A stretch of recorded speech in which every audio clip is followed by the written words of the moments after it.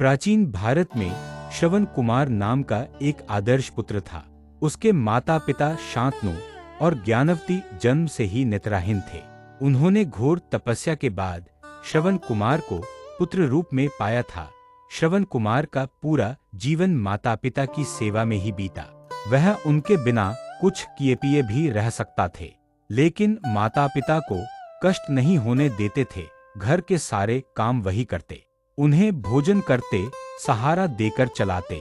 श्रवण कुमार बचपन से ही सत्यनिष्ठ, दयालु और सेवा भाव से परिपूर्ण थे।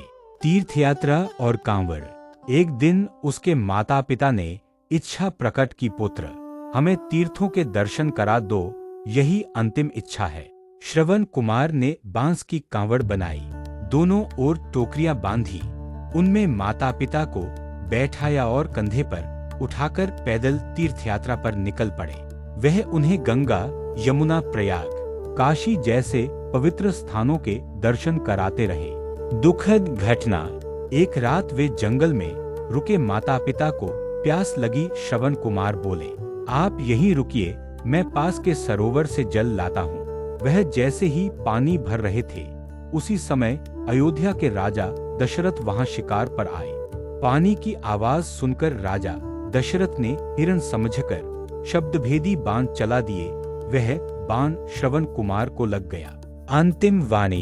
घायल अवस्था में श्रवण कुमार बोले, राजन, आपने एक निर्दोष पुत्र को मार दिया।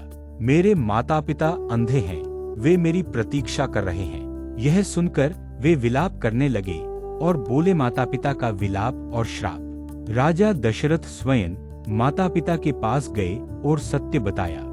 यह सुनकर वे विलाप करने लगे और बोले, जिस प्रकार हमने पुत्रवियोग में तड़प तड़प कर प्राण त्यागे हैं, उसी प्रकार तुम भी अपने पुत्र के वियोग में प्राण त्यागोगे। कुछ समय बाद श्रवण कुमार के माता पिता भी देह त्याग देते हैं। श्राप का फल। वर्षों बाद यह श्राप सत्य हुआ। जब भगवान श्री राम वनवास गए, तब राजा दशरथ पुत्रवियोग में प्राण त्याग बैठे। कथा से शिक्षा। माता पिता की सेवा सबसे बड़ा धर्म है। त्याग, श्रद्धा और कर्तव्य जीवन को महान बनाते हैं। कर्म का फल अवश्य मिलता है। श्रवण कुमार पितृभक्ति का अमर प्रतीक हैं।